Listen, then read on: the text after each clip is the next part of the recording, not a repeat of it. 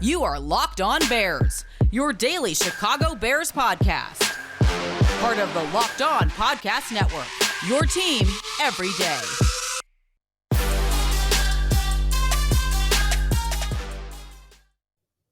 It's been clear through most of the season, but it was abundantly obvious after the loss on Sunday that David Montgomery is the real true leader of this Chicago Bears offense, regardless of who's at quarterback and honestly, regardless of the coaching staff right now.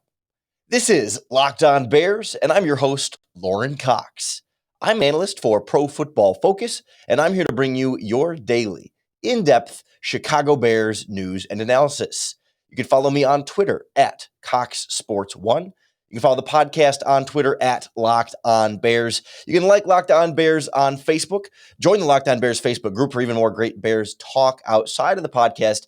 And make sure that you're subscribed on the Locked On Bears YouTube channel to keep up with all of our daily in-depth Chicago Bears news and analysis, all of our video podcasts, and so much more.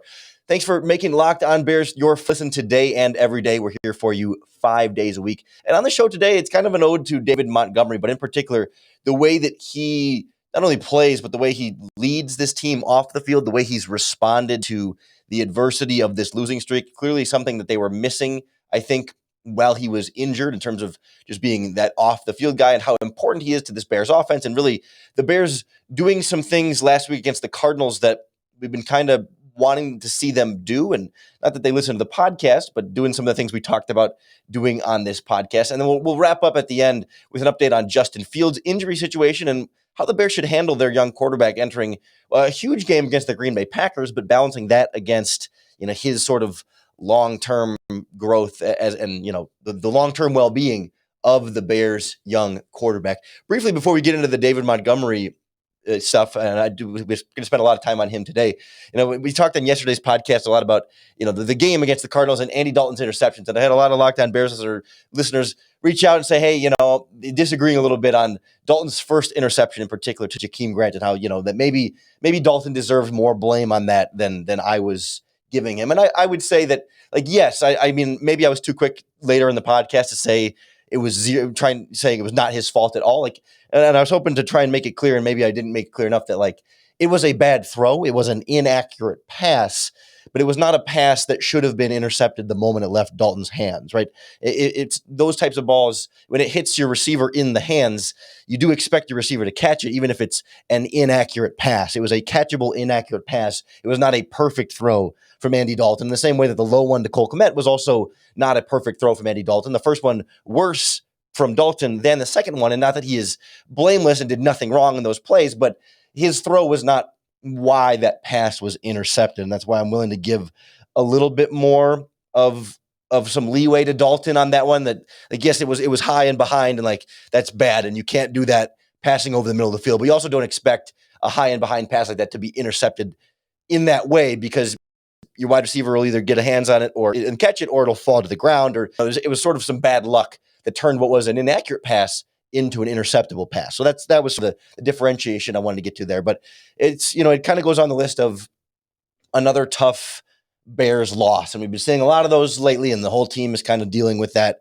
right now. And it challenges them to kind of stick together. We hear the coaching staff say after the game, and players too, hey, it just brings our locker room together. We're a tight, well-knit group, and we don't let the adversity affect us. But I mean, you always kind of wonder, and you wonder how strong they are, and whether some guys start to care a little bit more about, well, we're not making the playoffs, so what do I got to do for myself and be about me and my production so that I can get paid or get my next contract? Because of course they have individual incentives, and it's a business, and sometimes the team can be harsh on the individual player, and they kind of have to stand up for themselves sometimes. But after the game, we heard from running back David Montgomery in particular, and I thought some of his comments really stood out, not only for the things he said that maybe you've heard other players say similar things before, but the way he says it and some of the conviction behind his voice talks about what his mentality is and how he tries to spread that around the team. It's just clear how it's even different than what we've heard from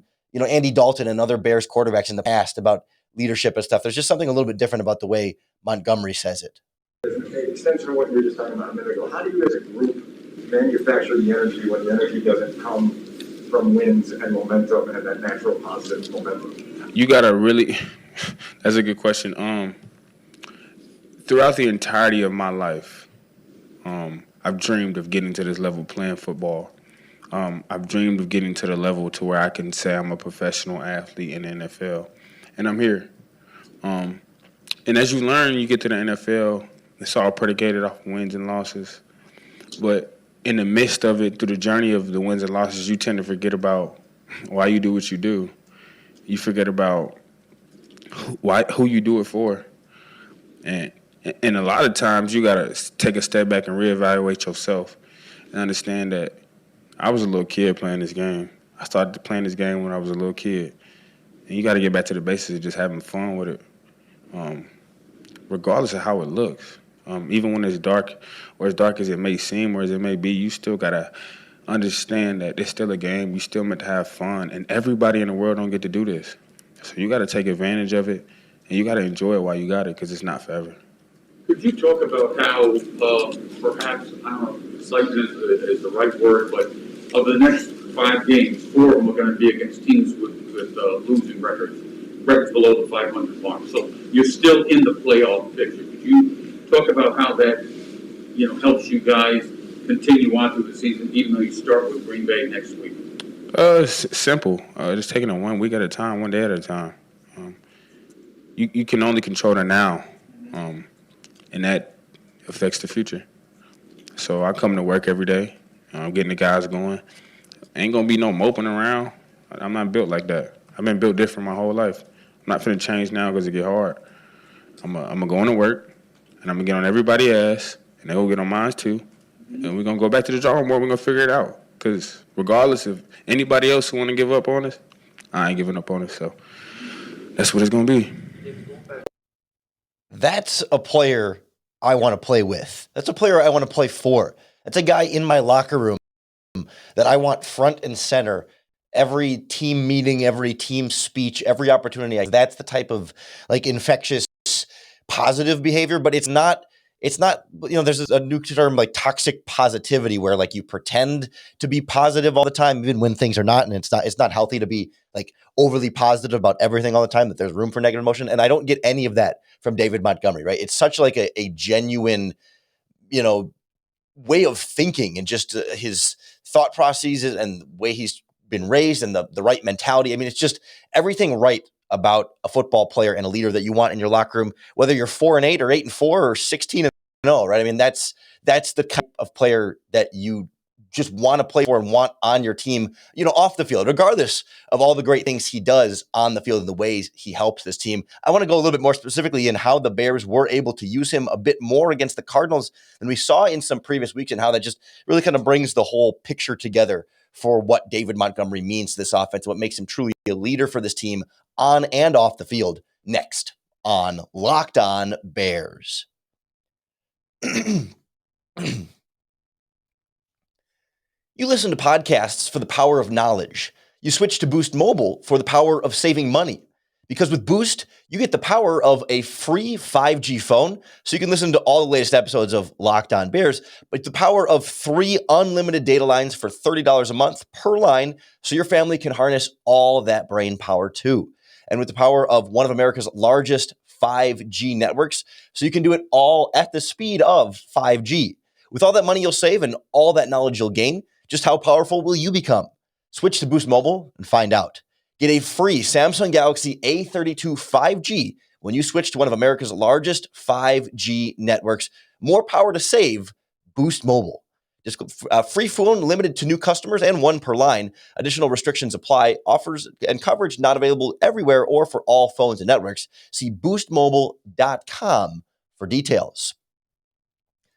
Super Bowl 56 at SoFi is less than 100 days away, and On Location, the official hospitality partner of the NFL, is the only place to score a once-in-a-lifetime Super Bowl ticket and experience package.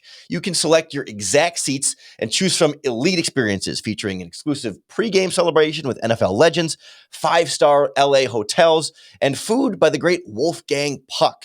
You can't find this stuff anywhere else. It's an unbeatable package. Visit locationexp.com/LA SB56 for more information, or you can just search Super Bowl On Location. That's onlocationexp.com/SB56 or search Super Bowl On Location.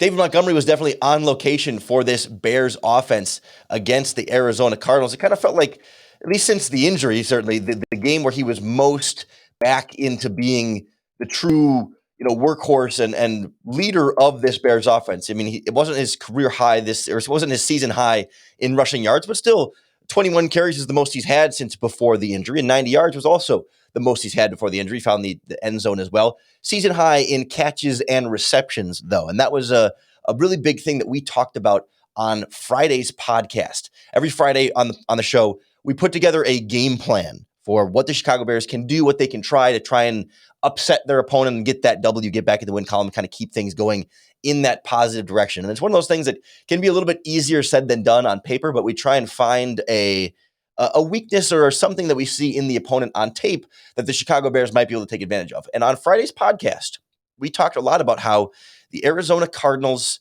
play a lot of really deep coverages and really want to limit all of your downfield shots, and that's going to create some space underneath.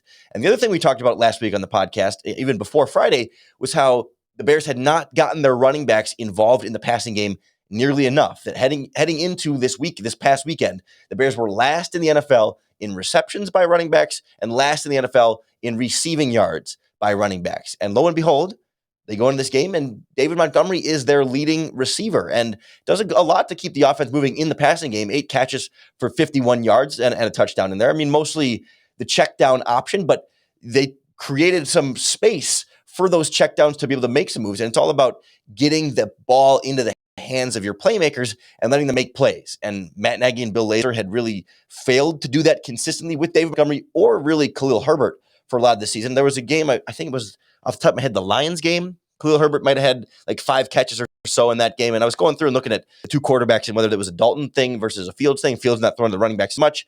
Comparatively, Dalton throws to the running backs more, but Fields was still checking down on or throwing to running backs on 10% of his passes compared to 18% for Andy Dalton. Don't quote me on those exact percentages, but I did the rough math last week before that podcast, and that was about the range that I came out on. So Dalton's throwing the running backs a little bit more overall, and now this game will definitely skew those numbers a bit more in Dalton's favor. But it sounds like that was, I don't know if it was specifically exactly plan A, part of the game plan from Matt Nagy, but it sounds like maybe, not that he was exactly listening to the podcast, but that this Bears coaching staff had some of the same ideas we did watching the Cardinals on tape. Him is special and rare. Yesterday you mentioned you had a concerted effort to get David involved, not only in the run game, but in the pass game as well. Yeah. What was it about yesterday's game that you wanted to get him involved in the pass game versus any other game this Here's the deal with that is it's not so much that we wanted to get him involved in the pass game, but if teams are going to take away your shots, he's going to be open. And there was plays yesterday where, I thought Andy made quick decisions where we called shots. And they were, whatever reason, they were way back, and Andy just dumped it down or threw it over a guy. There's a few of those you can probably remember. So in those moments, that's what you're going to get. Like you see, I just always think of LaDainian Tomlinson, right, back there with Phillip Rivers. Phillip Rivers is one of the greatest ever at checking the ball down and getting a lot of yards because he's smart. Just take what the defense gives you. And Tomlinson would, LT would catch the ball and on a little check down, and before you know it, you look at the stat line, he's got 12 targets, he's got 10 catches for 95 yards. And I think that's what yesterday was. It was one of those days. And when David gets the football one-on-one, he's usually going to get forward yards. Matt, David spoke kind of from the heart yesterday about wanting to continue to play hard and hoping that attitude spreads to his teammates. So just wondering what you've seen from him in terms of that leadership. Yeah, never change. And that's who he is. That's his DNA. He's a special guy that just he comes to work every day. He does it like a true pro. You win a lot of football games with David Montgomery's. You win a lot of football games. And when somebody, because it's authentic, it's real, there's no BS. Tell me when you mess up a play, tell me when you call a bad play call. Just shoot me straight. That's how he is, and I love that about him. He also is motivated to be the best every day, every play, whether it's his rookie year where he wanted to rush for 1,400 yards or whether it's this year where he wants to. And when I say that, it's that's his mindset. And so because he wants to help the team win. and winning to him, which is this part about him is special and rare. Winning to him is more important than anything, and he does not care about. Of course, everyone cares about being productive. If you're productive in a stat line, you're helping your team win.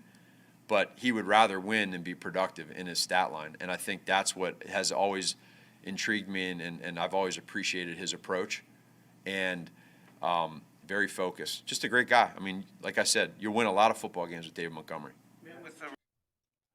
So clearly, it wasn't exactly like the plan is not to always want to check it down to your running back per se, but it is something I think they anticipated being a part of the offense, right? I mean, you don't go into the game saying, yes, we want to throw it to our running back in the backfield 5 times, but you do go in saying, like, first of all, you can make it part of your game plan if you want to make them more of a weapon over the middle of the field. And that's kind of what we try to emphasize a little bit more on the podcast, is that, like, I'm not as, like, it's not winning a football to just throw it to your running back behind the line of scrimmage every time. It's not to say that, like, oh, like, the Bears offense will fix all of its problems if they just threw to the running back more, because clearly that was not enough against the Arizona Cardinals. But it did feel like it was steps in the right direction there. And, looking at David Montgomery's targets, I think 4 of them were beyond the line of scrimmage and 5 of them were behind the line of scrimmage. And they're not a lot of downfield passing there. And he's not necessarily a downfield receiver, but it is about just letting him try and make guys miss after the catch. In some situations, it's literally just like Andy Dalton needs to get rid of the ball to complete it to somebody just to bail him out. And there's not always great space for Montgomery to catch and run. And sometimes there was a little bit more room over the middle to try and make a guy miss. I think he had a missed tackle or 2 after the catch, but it was able to sort of keep things going and keep that rhythm quite a bit for Dalton. I mean, besides, he had completed like most of his first like 10 or 12 passes with the 2 interceptions in there. Like, none of his passes had hit the ground. It was just always either caught by a defender or a Bears player. They were able to keep that offensive rhythm going and moving the ball pretty well, not finding the end zone as much, which is another sort of problem in terms of finishing drives and red zone execution and staying ahead of the sticks and all those different things and penalties and et cetera, et cetera. But I think it does add something more to this offense when they are able to get the running backs more involved in the passing game. And then, of course, also being able to run the ball. Like, I mean, it's kind of the obvious thing, and I don't want to like miss the forest for the trees here, that like also the Bears rushed for 112 yards in that game, and that was a part of how they were able to score 22 points. I mean, they hadn't hit that 20-point mark since the Steelers game before the bye week, but they'd struggled to kind of hit up in that range, right? They were scoring a little bit more when it was all said and done. It felt like some amount of progress, and that, if you take some of the flukiness of the interceptions away, maybe we have a different feeling about that Bears offensive performance and maybe the defensive performance. And not that it was going to be the total difference between winning and losing, but it was in there. And it's a highlight again of just how valuable David Montgomery is, to be able to have a player who's not only a great runner with great vision, who can make guys miss, but then soft hands, doesn't drop a lot of balls, gets open easily, and can then be a playmaker after the catch. I think it also highlights some of the missing in action of Tariq Cohen and how that might be even more valuable in the passing game, to be able to get him some of those opportunities in space. We'd like to see Khalil Herbert get some too, but I also don't want to take David Montgomery off the field because he's so important for his skill set and also that leadership and just being there on the field, leading his team, being the physical tone setter for this offense. That's part of why running the ball is so much more important when you have an offense that's struggling like this, with quarterback play that has not been stellar consistently enough with either quarterback over the course of the season. Just one's more understandable as a rookie, getting used to the NFL speed. The other is kind of status quo, what we would expect from Andy Dalton at this stage of his career. But we're not really sure which quarterback we're going to get against the Green Bay Packers this coming weekend. We'll get an update on where Justin Fields' rib injury stands and what the Bears are looking for from that. And we'll kind of discuss how they should handle this going up against a really important game, but also a really important injury and a really kind of fickle thing to handle for the Bears. That's next on Locked On Bears. In life, we're all bound for different things. With beachbound.com vacations, you could be bound for adventure, bound for passion, bound for discovery, or bound for togetherness, bound for immersion, bound for rejuvenation, or maybe you're just bound for encountering the unexpected. Personally, when I'm at, say, a beach resort, I'm bound to end up at the poolside bar, or, maybe creating my own taco flight, build your own nachos, something like that. As long as I've got a good view and a drink in my hand, I'll be as happy as I can be. With beachbound.com, you can find the perfect beach vacation for you, no matter what you're looking for. So what are you bound for? Visit beachbound.com today.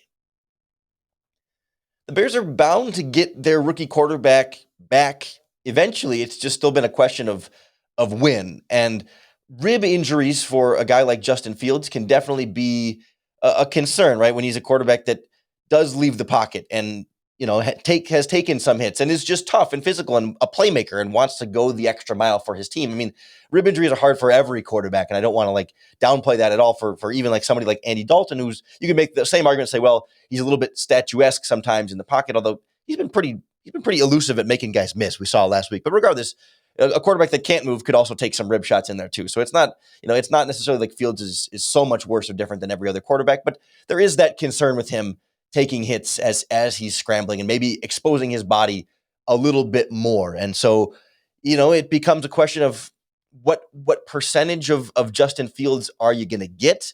How much more does he help you win these games? And but then also like how valuable, and legitimately, like, there is some real value to how valuable is it to get him back on the field and get as many of these games left in the season under his belt so he can make that development and keep learning through that experience that he needs at NFL speed against NFL opponents, practicing with the first team and, getting those game situations under his belt that he'll just be more prepared for then in the future. Here's what Matt Nagy says the Chicago Bears are looking for this week, injury-wise from Fields, and then when he is on the field, what they are looking for him in terms of development and those steps moving forward. What's the plan this week with Justin in terms of when you guys will know? Yeah, well, that's going to be an ongoing discussion for us all week long, literally starting today as we start to game plan, and then as it goes the rest of this week. And I'm sure as each day passes, we'll have more and more of an idea of where he's at. I said it all along. This is more of a pain thing for him right now. Medically, we're never going to put him at risk medically, never. So you can mark that down. If he is able to go and he's able to play and be the starter, it's going to be because medically he's cleared. And then I think more than anything, it's pain. It's going to be a pain tolerance deal. So we just got to work through all that. And as soon as we kind of have clarity on that, then we'll know. And in the meantime, we got to be able to do like we did last week too, is kind of prepare both sides. If when he gets cleared to play again, Yeah. what would you like to see him squeeze out of the last little segment of his rookie season? Yeah. Well, I go back to from the start, the Cleveland game, to Baltimore, and when he did get hurt. And I think the previous two games that he had where we gave ourselves a chance to win there at the end, even going back to the San Fran game, I really felt like the game, number one, was slowing down to him. So now for him, as he gets back out there, to be able to help get to different spots within the offense. So like if we have a check at the line, if we have some growth where he can get to something within the play, seeing him kind of grow in that aspect, I really felt like his confidence was starting to really get good out there in practice, on the field, in himself. And then the other part of this too, Dan, is I think that us creating and knowing what his strengths are helped us out as well. So we were kind of trying to find that balance. So if he is able to go this week, and that's the case, then we got to do a good job at that and understand that. So there is some real, obviously there's value to having him on the field regardless, but specifically having him on the field in a regular season against the Green Bay Packers, right? That idea of the game slowing down and being able to build that confidence in that game slowing down. I just don't feel like you can fully get that same slow down feel in practice, say in the offseason, right? Well, won't that happen in the offseason if he's just practicing and learning the game more? Yes, he can get more entrenched in the playbook, although he might have a different playbook that he'll be getting entrenched in. But regardless, that's a separate conversation. But like, it's different when you step on the field against any opponent, but especially the Green Bay Packers in a big divisional game, to where the speed is a little bit faster than practice. The opponent is actually trying to hit you and allowed to hit you. The defense is allowed to hit your receivers. There's all these different reasons as to why it's so much more actually adversarial instead of like simulated adversarial that you get in a practice. And that's what needs to be able to slow down. And that comes most effectively from playing in these games. Now, the question is then, if the rib injury is painful enough to limit him or at least affect him mentally, and that's the thing a doctor can't necessarily tell you that part, right? The doctor can tell you, how concerned you should be about the damage potentially to the ribs and certainly pain. They can at least sort of estimate like how things in terms of inflammation and what pain may be. But like, if you're Fields and you're out there and you feel somebody coming, is your internal clock sped up slightly because you're a little bit worried about the ribs, or when you're do you get rid of the ball a little bit more quickly? Do you shy away a little bit more from contact? Do you leave the pocket sooner because you're just a little bit more afraid from all these little things that might just get in your head because you do physically feel that pain. It's not like you're actively consciously thinking about it on the play. You don't have time to think about it when you're in the pocket and trying to read the defense. You're thinking about 15 other things, but just like those little things that might affect you as a quarterback. And not that it's going to build long-term bad habits, but just whether it's best for him to be out there. Because yes, I think a fully healthy Justin Fields gives you a better chance to beat the Green Bay Packers than Andy Dalton at this point. But a not fully healthy Justin Fields is a debate as to whether he gives you a better chance to win than Andy Dalton. But then also, do you have bigger priorities right now than beating the Green Bay Packers when it comes to Justin Fields? Like, yes, on the schedule, Packers are the number one team you want to beat every single season, and that game always matters, regardless of what your record is or what the Green Bay Packers record is, 100%. However, the Bears winning and losing this weekend against the Packers probably won't have much impact in terms of whether or not the Bears make the playoffs, where they finish in the division, what it means for their draft pick. You know what I mean? Like, it's not like this game is a critical, crucial game where it's the Bears have to win this game because it matters so much. Like, it matters because it's the Packers, but it doesn't matter much in the grand scheme of the season to where I need to put Justin Fields at any sort of major risk. I mean, I'm willing to go at a low risk kind of tolerance for this, but it's not like a get him out there because we have to have him out there because we have to win this game type of situation. You want to win this game. The players are going to be fired up to win this game. Matt Nagy talked about how, Akeem Hicks has talked injury-wise, like he wants to come back for the Green Bay Packers game, or he said that in years past, like he works to get healthy because he specifically wants to play the Packers. They all want to play the Packers, and they care about this game, and I think it's good experience for Fields to be able to play in this game, especially because he played against the Green Bay Packers earlier this season, and it'll be the first time, well, I guess the Lions were a team, no, he'd get to play the Lions twice, but it'll be the first time he gets to play the same team twice in a season. So he saw them earlier this season. How does he respond to what they did to him in the first game and respond to what they do differently in this game? But you know what I mean? To be able to see them twice now and to be able to have that in the back of his mind of like, okay, I remember these cornerbacks. I remember these pass rushers. It's a little bit more familiar in this matchup, to see how he responds to that is something I'm so interested in being able to see from Justin Fields. And I'm not sure that we're going to get it. We'll certainly keep a close eye on Fields' status. I mean, he was limited at practice last week. So we'll try and see what we get from him this week, all week long. We'll keep you updated right here in the Locked On Bears podcast. So make sure you hit that subscribe button to keep up with all of our daily in-depth Chicago Bears news and analysis. The podcast is free and available on all platforms, especially that Locked On Bears YouTube channel. I appreciate everyone who's been liking the videos, commenting, joining in that discussion, or joining in the discussion in the Locked On Bears Facebook group as well. It's kind of an extension of the podcast in there. I think it makes it just a little bit more fun to be all a part of those conversations. And I do think it makes it a little bit easier to bear down.